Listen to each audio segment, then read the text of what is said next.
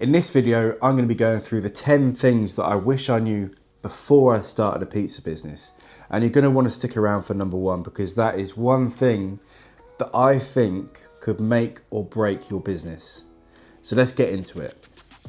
Number 10, I wish I knew how much work goes in behind the scenes. I would say pizza service is actually a tenth of the work that you'll actually do.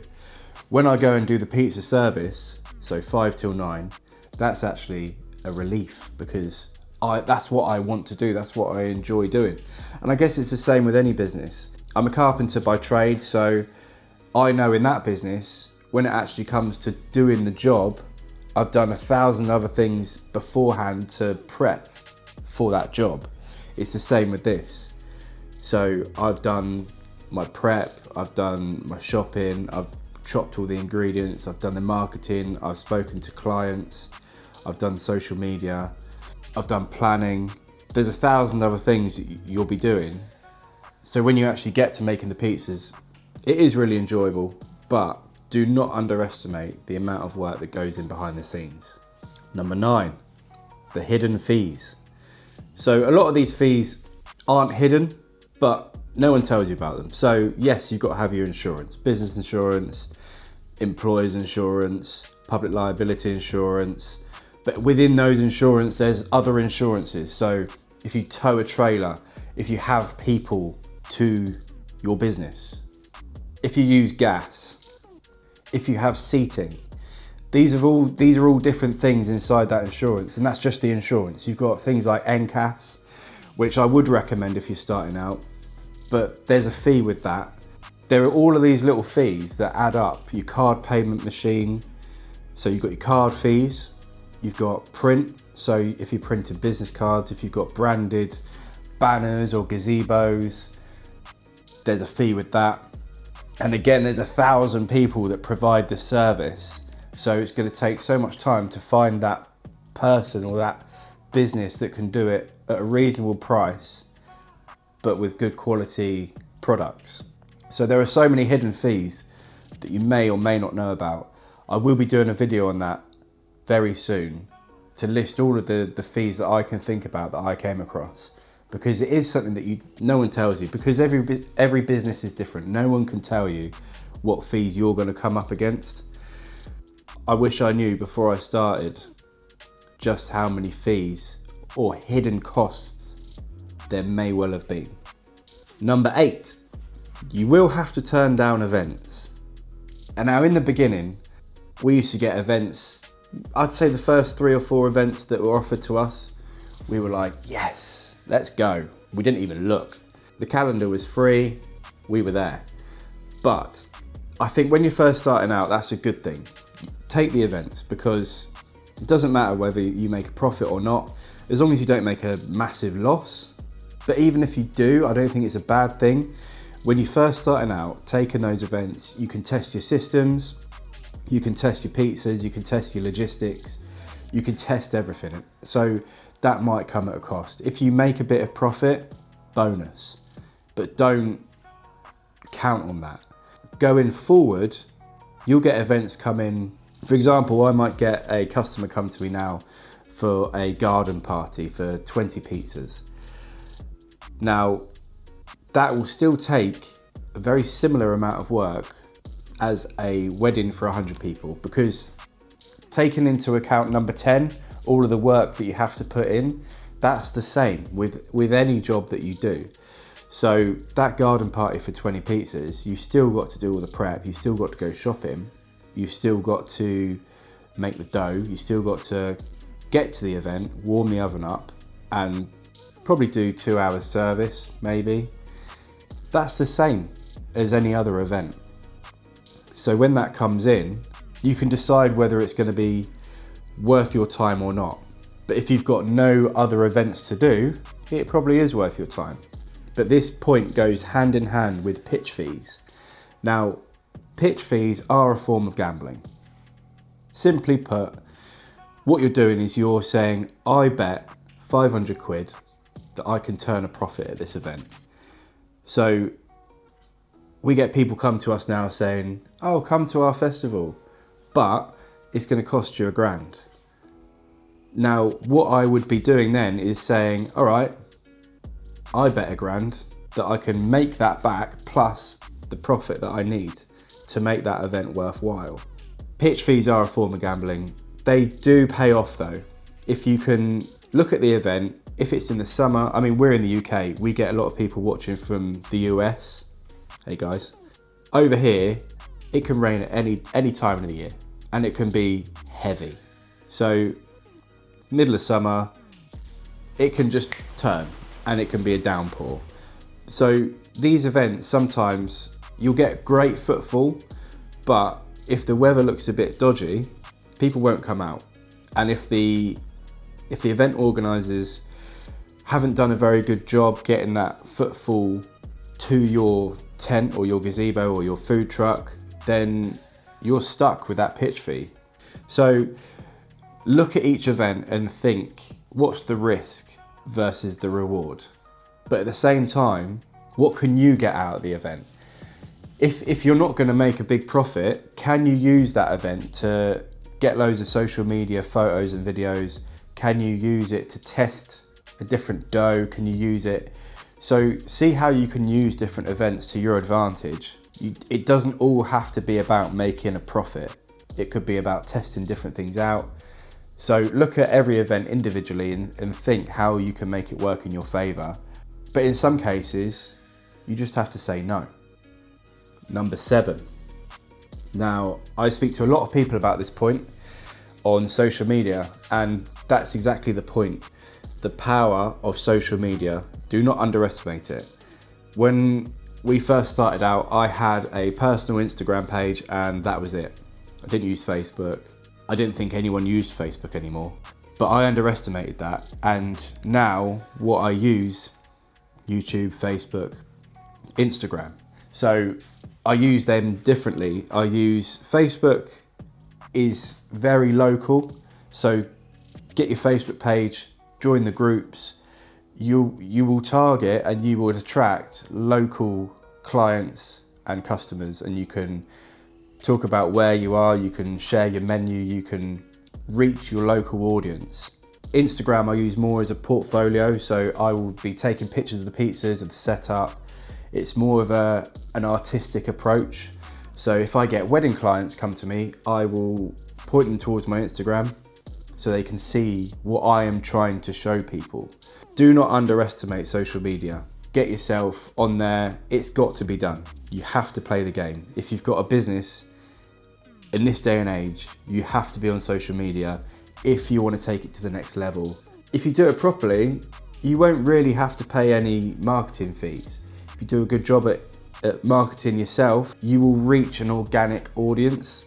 You can then pay extra to target certain audiences, but it's not expensive. You could pay 20 quid and you will draw in a new audience. It's just playing that game. It's got to be done. Number 6, it's not an overnight earner. Now, in the beginning, I thought, yeah, we'll make some pizza and we'll earn some money. But no, that's not the case. Well, it might be, but it depends how you run your business. So for me, I'm still not taking a penny. It's been a couple of years of running it as I run it, and it's nearly there, but it's not quite ready. And the way I see it, we've set it up as a limited company. So the way that I saw that when it was set up was, it is a separate entity. It's got a separate bank account. It's its own entity. Now, if you think about a child, for example, say you've got a child, you wouldn't ask that child to pay rent when it's a toddler. You wouldn't ask it to support itself when it's a toddler. When it's 2 years old, yeah, there's some certain perks. Maybe you could go and get it to go and get you a beer, but it's not going to start paying you. And that's how I see this business. When it's ready, it will pay me. But until then, it needs my nurture. It needs me to put everything back into it, and that will pay off. You might run your business differently, but for me, if I reinvest everything back into the business, it grows. So it's not an overnight earner. There are certain perks. There are some times that you can take some money, But I think if you think that it's going to be an overnight earner, then your business will stay a job. You will be just making the pizza, earning your money, making the pizza, earning the money, but it will never develop further than that. And I think there's a difference between, is your business a job or is it a business? If I wanted a job doing pizzas, yeah, I could go out and make pizzas and take that money, but that bank account would never grow and I'd never be able to invest into it as much as I can. But if you want to build a business, you've got to think ahead, think about training people. How can that business run without you there? And that's where you've got to think where your business is going to go. What is it? Is it a job or a business? I think the simple fact is, it's not an overnight earner. It can be, but it depends how you want it to go. Number 5, I wish I knew that I'd become a professional weatherman. What I mean by that is I'm obsessed with the temperature of the air when I'm making my dough, when I'm proving my dough, and when I'm serving the pizza. I've got these little wireless thermometers that just sit in the room that I'm making the pizza. I've got a little wireless thermometer that sits in my Igloo cool box, and they're constantly telling me, I'll show you, at all times. And I can look back over the last week, or I can look back over the month, and I can see that it is getting colder. So I need to adjust my yeast. Because we do a room temperature dough, I'm obsessed with the room temperature. So if you want a link to those thermometers, check it out, it's in the description below. But the point is, I'm constantly looking at what the weather's gonna be when I'm serving, because we serve out of a gazebo. Rain isn't really an issue, but the wind, as you've seen in my other videos, can be a killer. So you'll become obsessed with temperatures and weather. And that's a good thing, because that dictates your dough. If your dough's not right, there's nothing that will fix it. You could have a 20,000 pound oven, you could have the best oven in the world. If you put rubbish dough in there, it's not gonna magically give you an amazing pizza. It's just not gonna happen. So the dough is everything, and that's why you have to become obsessed with temperature and humidity, and then the weather when you're serving. Number 4, I wish I knew how big the pizza community was. It's huge. I mean, locally I've managed to connect with a few different local businesses. Shout out to Leando's Pizza, great guy. Pizza with Love, my supplier locally, Rossi International. If you haven't checked them out, by the way, if you're anywhere in the south of the UK, check them out. Thank me later. Connected with loads of people on Instagram, on YouTube, any subscribers. On that note, we've gone over 1,000 subscribers now, and I just need to thank you so much for watching, because my goal was to hit 1,000 subscribers by the end of the year, and we smashed it. So shout out to you guys as part of the pizza community, because you hit that subscribe button and it's helped the channel grow. So if anyone's watching now that isn't subscribed, hit that button, do me a massive favour. I've got loads of exciting stuff coming up, and it'd be great to have you on board. But the pizza community is massive. There's Reddit forums, even Facebook. I've connected with people from further afield, and people also obsess over dough. Like, there are some weirdos out there that are just fully obsessed with dough, and it's nice to meet them. So if anyone's stuck, or if anyone has anything that they're not sure about, I've reached out to people before, and people have reached out to me before. So it's a nice community, it's good to be part of it. Number 8, family and friends discounts will creep in. You might be like me. I'm in the pizza business because I like cooking and I like sharing food and I like people eating my food. It's really rewarding. Friends and family will come down, and it's nice to see them. It's amazing to see friends and family down at your pizza event or pop-up, and it might just be me, but I'm like, have a pizza. And they're like, no, I'll pay for it. And I'm like, no, it's fine, have it. What I've realised is 9 times out of 10, they really do want to pay, because they want to support your business. You want to give them a pizza because that's just the kind of person you are, but they want to support you. So let them. You could meet them halfway. You could do a buy one, get one free, or you could do a bit of a discount. They want to support your business. And you then don't have to get to the end of the night and go, oh, how have I discounted 80 quid? Oh, because loads of friends came down or loads of family came down. Don't get me wrong, there are some people that will just take a free pizza. 9 times out of 10, they want to support your business. Yes, give a free pizza out now and then. It doesn't really cost that much, but just don't let it get out of hand and set the tone early on. Just let them support your business.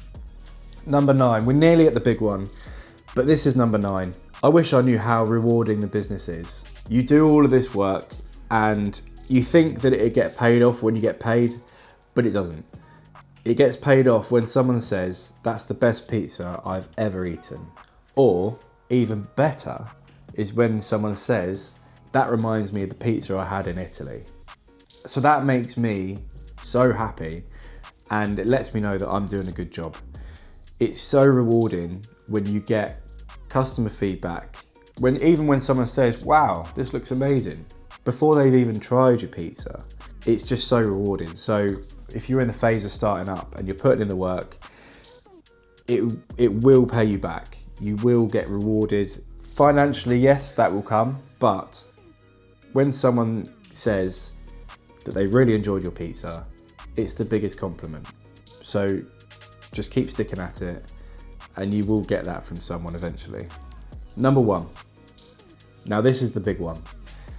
This is the biggest thing that I learned when setting up the business, and that is that your pizza doesn't matter. It doesn't matter as much as your brand. So you could have the most amazing pizza. You could be creating the world's best pizza. But if no one's eating it, it's useless. It doesn't matter. It doesn't exist. You could have the most amazing pizza and there could be a wedding going on next door and they are the biggest pizza lovers, but if they don't know who you are, it doesn't matter. Further than that, if they've seen you and you look unprofessional, or if you look amateur, they won't book you. The crazy thing is, you'll get weddings, book you and send over 5 grand, even more, and they have never tried your pizza. It's all based on your branding. I wish I knew when I started out how important the branding is. Yes, you could start with a logo, but branding isn't just a logo. Branding is everything. It's the way you present yourself. It's the way that you let that branding flow through all of your social media, all of your print, your banners, your business cards, the way that you greet customers. The brand is the soul of your business, and that's what people buy into. You need to get that right, even down to the name of the business, the logo, the colours, your email signature. Get everything right. And if you look at something and you go, can I be doing that better? And the answer is yes. Be honest with yourself. Can you be doing it better? If the answer is yes, even if it's just to yourself, no one else has to know, but just do it better. And that will just carry on. You'll be looking at stuff saying, I could be doing that better. Then just make a list. You don't have to do it better right now, but have a make it better list and just tick that off. Just little things, don't do it all at once, but your brand is everything. People will book you based on your brand without trying it and without meeting you. They will book you. If your pizza business is all disjointed, you've got a logo that you made on paint and you've got clip art and you've got colours that don't match and you've just got a standard gazebo with all boxes of washing up showing and things like that, it just doesn't look good.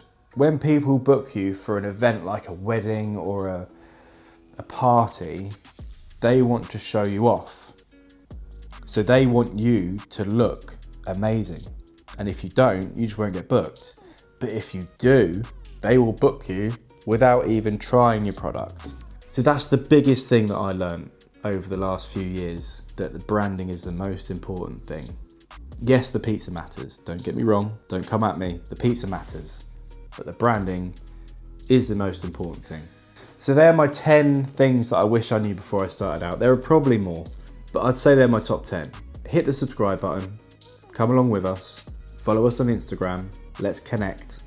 We've got loads of exciting stuff coming up. The channel's growing, which I'm really happy about. Thank you to everyone that's come back and watched. I really appreciate it. We've got some cool stuff coming up. I've got some cool videos that I want to do, and that will hopefully help you grow your business and give you a bit of insight into how I did it. It might be right, it might be wrong, I don't know, but it's working. So follow along with us, and I'll see you on the next one.